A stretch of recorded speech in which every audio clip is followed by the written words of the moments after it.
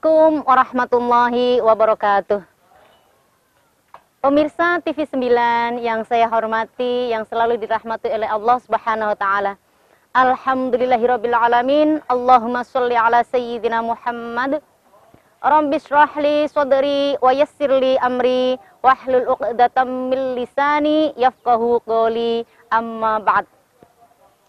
Alhamdulillahirabbil alamin. Pagi ini kita kembali lagi ketemu dengan Bu Im dalam pembahasan tentang lanjutan ya dari tema kemarin. Kalau kemarin apa itu ekonomi syariah, sekarang kenapa harus memakai ekonomi syariah?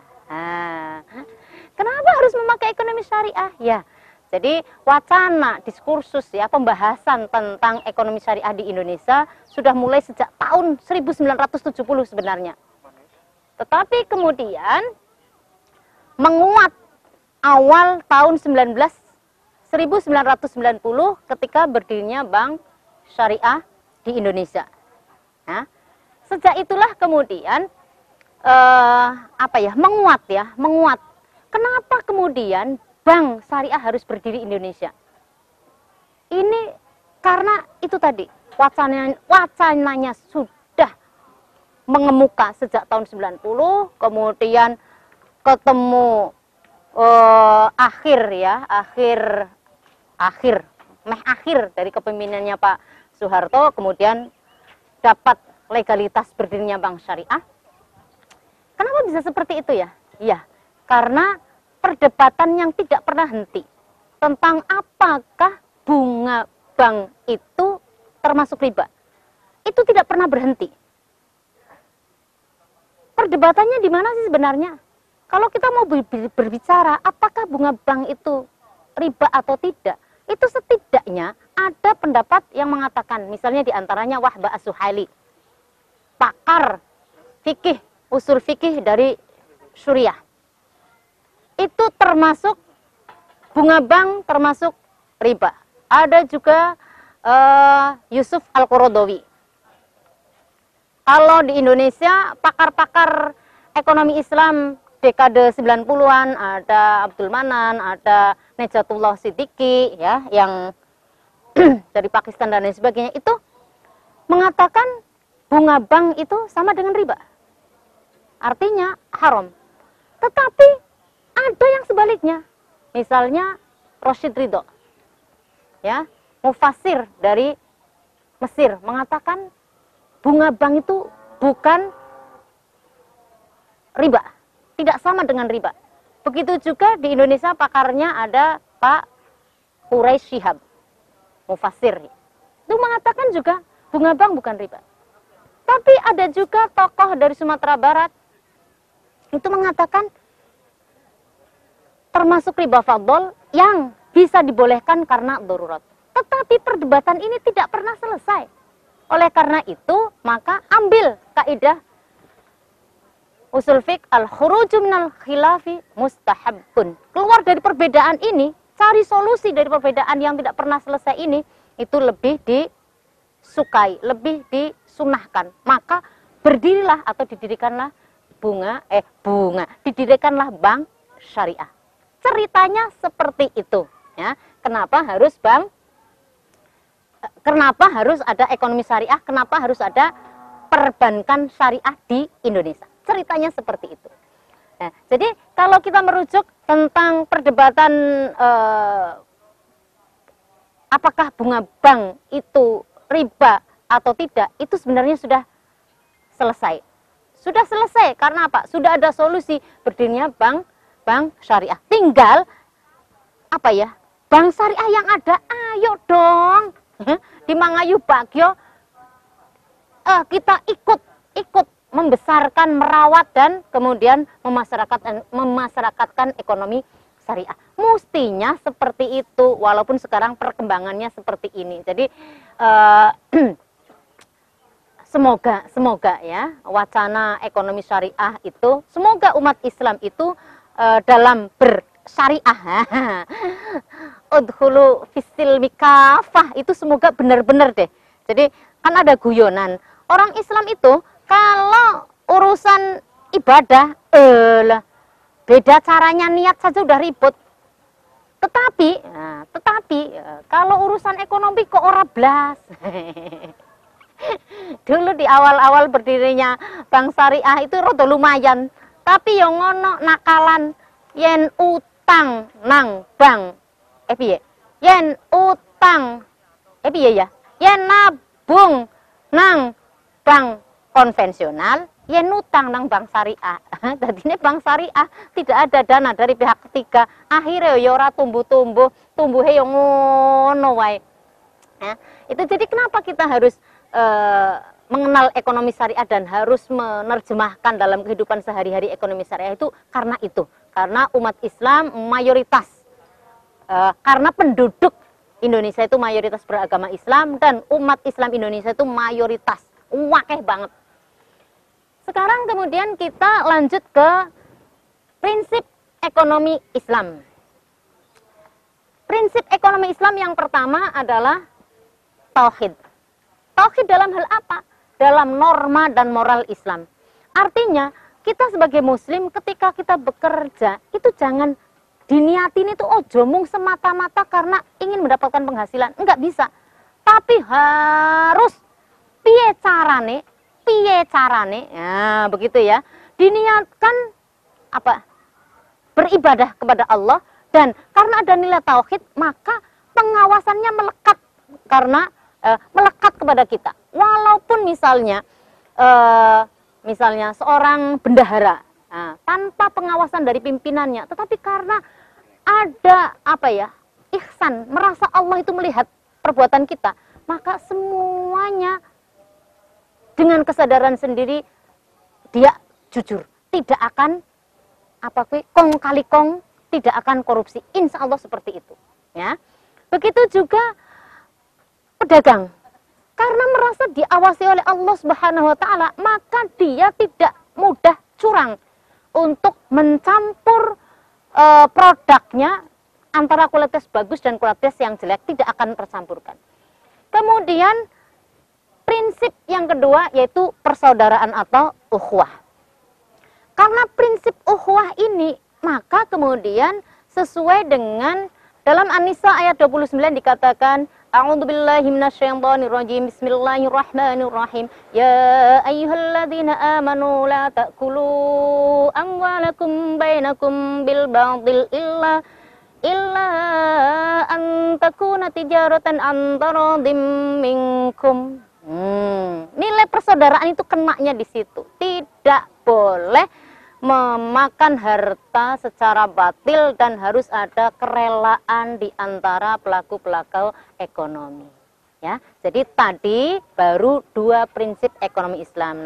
Tadi prinsip ekonomi Islam yang kedua, yaitu yang pertama tentang tauhid, yang kedua persaudaraan, sekarang yang ketiga.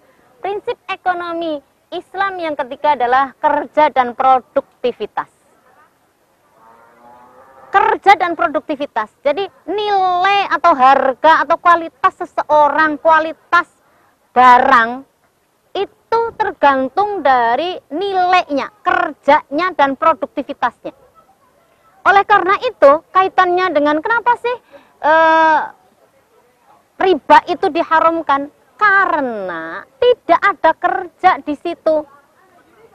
Ya, jenengan yang punya anak lagi di luar kota, lagi kuliah, ora usah repot-repot kalau yang punya uang, tinggal depositokan uangnya 500 juta. Setiap bulan bunganya itu kemudian bisa untuk gantine wes lanake. Ora kerja jenengan tengok-tengok. Cenake. Makanya nggak boleh, karena apa? Uang itu bukan komoditas perdagangan. Uang itu hanya alat tukar. Karena nggak ada kerja, makanya nggak boleh. Kemudian produktivitas. Ayyul kasbi atyab, katanya. Pekerjaan apa yang paling utama? Ya. Adalah rojulu biyadih, amal rojulu biyadih. Jawabnya Rasul. Kerja yang terbagus adalah apa ya? Kerja dari seseorang dengan tangannya sendiri. Berarti harus ada produktivitas di situ. Kita itu nggak boleh meneng-meneng, ya, menyia-nyiakan waktu, tapi harus kerja.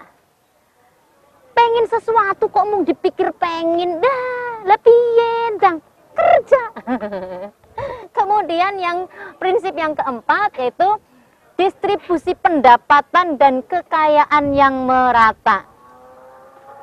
Jadi distribusi pendapatan dan kekayaan yang merata. Ini kalau tadi kita bicara karakteristik ekonomi Islam, di mana di situ kemudian ada hak dan kewajiban, kemudian dikenal ya atau diakuinya kepemilikan pribadi dan kepemilikan masyarakat. Ini di sini ketemu distribusi pendapatan dan kekayaan itu merata, karena kembali lagi bagaimanapun kekayaan kita, apapun profesi kita, maka semua yang ada diri saya, misalnya saya saja contohnya, ada kontribusi orang lain. Oleh karena itu kemudian di ekonomi Islam, di Islam itu ada zakat, infak, sedekah.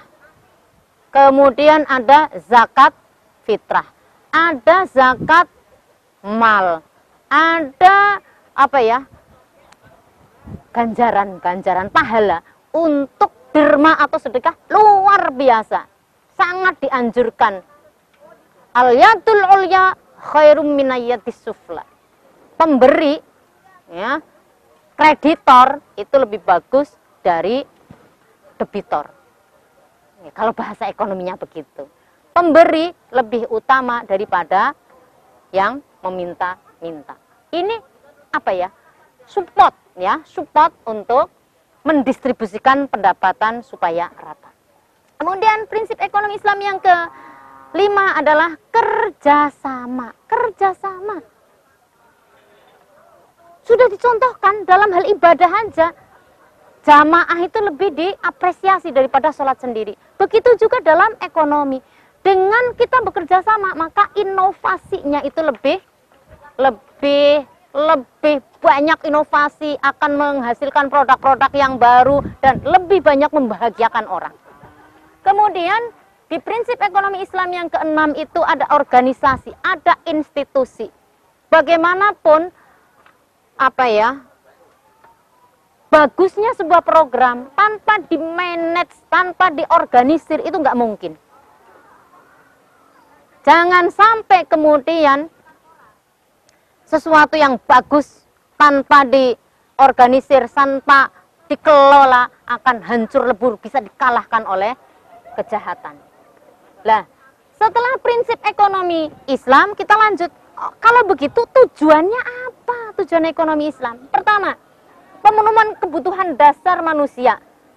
Mulai meliputi pangan, sandang, papan, kesehatan, pendidikan. Jadi kebutuhan dasar itu kalau dulu kan pangan, sandang, papan. Sekarang tambah kesehatan dan pendidikan masuk ke kebutuhan dasar. Itu tujuan ekonomi Islam yang pertama. Yang kedua, memastikan kesetaraan kesempatan untuk semua orang. Kesetaraan kesempatan. Jadi tidak ada apa ya, diskriminasi dalam ekonomi Islam. Orang kaya dan orang miskin sampai kemudian diceritakan. Orang miskin itu lebih mulia karena besok hisabnya lebih cepat daripada orang yang kaya. Itu dalam rangka supaya apa ya, saling introspeksi. Yang kaya jangan sombong, yang miskin jangan minder. Nah, itu diantaranya itu. Kemudian yang keempat, yang ketiga, mencegah terjadinya pemusatan kekayaan dan menimbulkan ketimpangan dalam distribusi. Contoh dulu ketika masa Rasulullah itu, kenapa kemudian harus ada harta harus ada harta rampasan perang? Kaila yakuna dulatan bainal aghniya minkum, supaya harta itu tidak hanya mulek, hanya berkelindan, hanya muter di antara orang-orang kaya itu saja. Begitu juga kenapa harus ada institusi zakat, itu dalam rangka itu. Jadi misalnya dalam zakat, ketika ada muzaki memberikan zakatnya kepada mustahik, maka fakir miskin ini yang mendapatkan zakat, dia akan bisa membeli kebutuhannya, bisa membeli beras. Ketika bisa membeli beras, maka berarti penjual beras, berasnya terbeli. Ceritanya begitu, akhirnya rata. Ekonomi akhirnya bergerak naik. Kemudian tujuan ekonomi Islam yang Empat, memastikan kepada setiap orang kebebasan untuk mematuhi nilai-nilai moral. Dalam ekonomi Islam itu ada etika bisnis Islam. Tidak boleh sakarepe dhewe. Kemudian yang terakhir dari tujuan ekonomi Islam adalah memastikan stabilitas dan pertumbuhan ekonomi. Oleh karena itu, peran negara sangat penting sebagai fasilitator dan apa tadi ya? Inspektorat yang mengawasi. Jadi ada pengawasan dari Allah, tetapi dalam kasat matanya, dalam hubungan pemerintah itu, dalam hubungan pemerintah punya hak untuk menginspeksi pasar. Begitu tadi ya, jadi prinsip ekonomi Islam dan tujuan ekonomi Islam. Nanti selanjutnya dalam segmen selanjutnya, tapi kenapa indahnya ekonomi Islam itu kemudian dijadikan ajang sebagai tipu-tipu dengan bisnis-bisnis syariah yang kemarin bodong-bodong. Ekonomi syariah, karakteristiknya, nilai keutamaannya, prinsipnya, tujuannya begitu bagus. Tapi kenapa kemudian jadi apa ya? Diplesetno begitu ya, diplesetno jadi ajang tipu-tipu. Ini yang aku nggak rela. Ini yang aku nggak rela. Asem tenan ya. Aku sing jadi dosen hukum ekonomi syariah rasanya nggak terima. Banyak sekali itu. Jadi ada kemarin itu apa travel umroh, ada bisnis properti, kampung kurma lah, apalah dan lain sebagainya. Nah itu membuat kita penasaran, ngapa? Kenapa bisa seperti itu? Nah, gitu ya. Jadi dalam apa ini? Manajemen pemasaran gitu ya. Penduduk muslim di Indonesia yang begitu besar ini itu ladang yang empuk bagi para manajer perusahaan, manajer pemasaran. Kenapa bisa seperti itu? Iya. Jadi asal mainkan emosinya. Ya. Promosinya gampang banget, asal pakai apa mas, sorban, pakai jilbab, kemudian berjenggot, itu pasti syariah. Tinggal mainkan itu aja, beres gampang. Kalau kemudian itu nggak bisa, tinggal intimidasi. Larangan riba, haramnya riba, ancaman riba. Riba tuku motor. Riba tuku motor, bunga tuku motor. Itu ancamannya piro jare 250 tahun. Misalnya seperti itu. Atau masuk neraka. Wah, wis keder kalau kayak begitu. Jadi kenapa sih ya gampang tertipu? Karena pertama, tergiur janji. Hasil yang tinggi. Jadi kalau kamu menginvestasikan danamu 10 juta, nanti bulan pertama saja langsung bunganya 1 juta. Berarti 10% ya mas, 10%. Nah, itu kayak gitu. Kemudian returnnya cepat. Bagi hasilnya cepat. Sekarang investasi, bulan besok sudah keluar. Wah, siapa sih ora pengen. Kemudian tanpa resiko. Lah, janji-janji itu luar biasa. Kemudian yang kedua, kenapa gampang tertipu? Ada testimoni. Lah ini, testimoni dari pemuka masyarakat, public figure, selebgram, selebritis. Akhirnya misalnya, saya mau menawarkan produk kecantikan. Beautiful. Lah, saya tinggal ngendos artis selebgram yang followernya ngantai jutaan itu.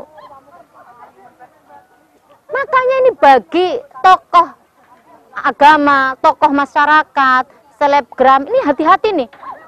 Panjenengan kalau diminta ngendos, itu harus hati-hati. Kudu tahu betul produk ini, kehalalannya, kelegalannya, supaya apa? Tidak menjerumuskan pecinta panjenengan, ya. Kemudian gampang tertipu karena apa? Itu tadi, cicilan rendah, kemudian tidak ribet dalam hal administrasi. Nah, itu. Jadi langsung set. Lah, tipsnya supaya tidak tertipu apa? Nah, tips tipsnya supaya tidak tertipu apa? Pertama adalah waspada. Jika mendapatkan tawaran keuntungan yang luar biasa tidak wajar itu harus waspada. Mosok bisa begitu? Orang mungkin, ya. Jadi kalau misalnya ada penggandaan uang, kalau ada penggandaan uang kan yuk gampang toh logikanya. Nah kalau dia bisa menggandakan uang, kenapa tidak untuk dianya sendiri? Kenapa harus nipu orang? Ya gitu. Yang kedua, cek legalitasnya. Cek legalitasnya. Tenanan po ora. Jadi kalau badan-badan atau lembaga-lembaga investasi cek ke OJK. Teleponnya gampang kok, tinggal WA 081 157 157 157. Jadi 081 157-nya 3 kali. Panjenengan kok pengen utang online, utang online yang membawa korban banyak banget. Itu juga cek ke OJK. Tinggal WA 081 157 157 157. Cek legalitasnya. Apakah benar? Gitu ya. Kemudian tips berikutnya adalah teliti bentuk dan caranya.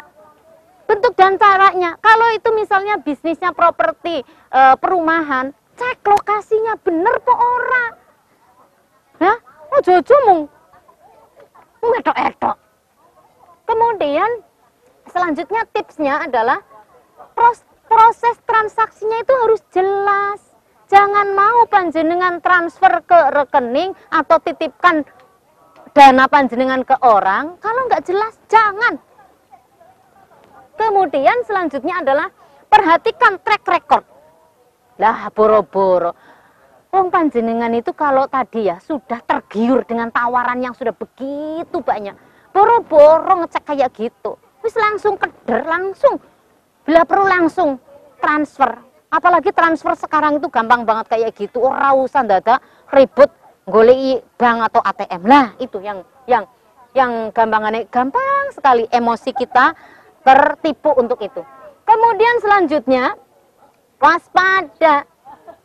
Waspada, jangan sampai tanda tangan kontrak sebelum panjenengan memastikan betul. Oleh karena itu, misalnya ada tawaran-tawaran seperti itu, hati-hati. Ojo langsung diterompo. Langsung pikir dulu balik nang omah wudu, bila perlu sholat tahajud, hajat, istikharah, bener to ora, apakah itu kemudian tujuan prioritas planning finansial panjenengan. Pasti yang panjenengan sudah tenang pikirannya, ora langsung gerusa-gerusu, insya Allah jenengan selamat. Kemudian yang terakhir ini tipsnya supaya tidak mudah tertipu, cermati imbal hasil dari misalnya investasi syariah. Lihat, ya titik-titik melek lah ya, melek kita itu, titik-titik lihat bagaimana pergerakan saham, cari itu dia itu tadi sudah terbuka atau tidak dan lain sebagainya. Kalau itu semua sudah ketemu, maka insya Allah tidak. Oleh karena itu, ya kemarin itu ada misalnya saya sebut, wong itu sudah dipublikasikan berarti bukan nggak rahasia. Abutur kerugiannya sampai 1,8 triliun, Allahu Rabbi. Ya.